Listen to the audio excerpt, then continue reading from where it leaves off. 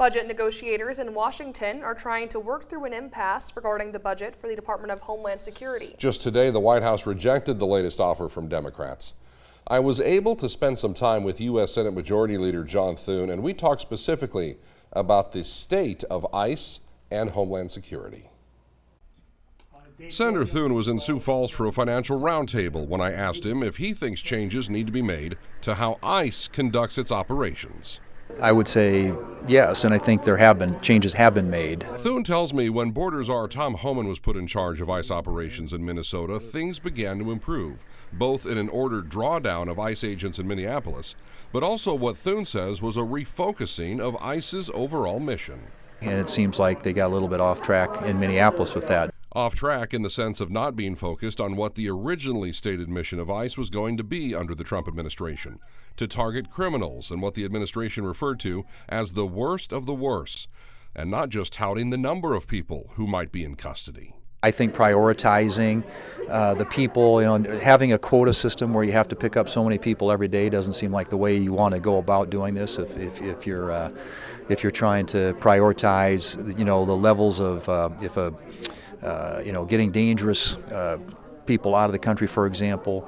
Before the Homeland Security budget stalemate started, there had been some bipartisan agreement on specific things that ICE would change if a budget was going to be approved. I mean, they had, body cameras, $20 million in there for body cameras, a couple $1 million in there for de-escalation training, more oversight of ICE activities. There were a number of changes in there that were made at request of Democrats, and then, it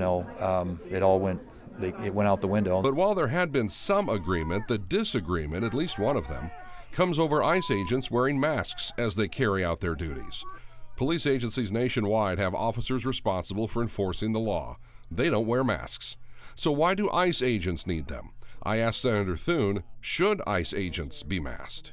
I think that's largely a function of the degree of risk that's posed to them. If these cities, these sanctuary cities, weren't creating an environment where these people could be doxxed or followed or their families followed, that would be one thing. But then the senator told me this. There's a give and a take there, and I think that Homeland Security is willing to adjust the mask policy if they are dealing with municipalities or city governments, state governments that aren't creating a dangerous environment or creating the conditions for a dangerous environment for some of the people who are trying to do their jobs.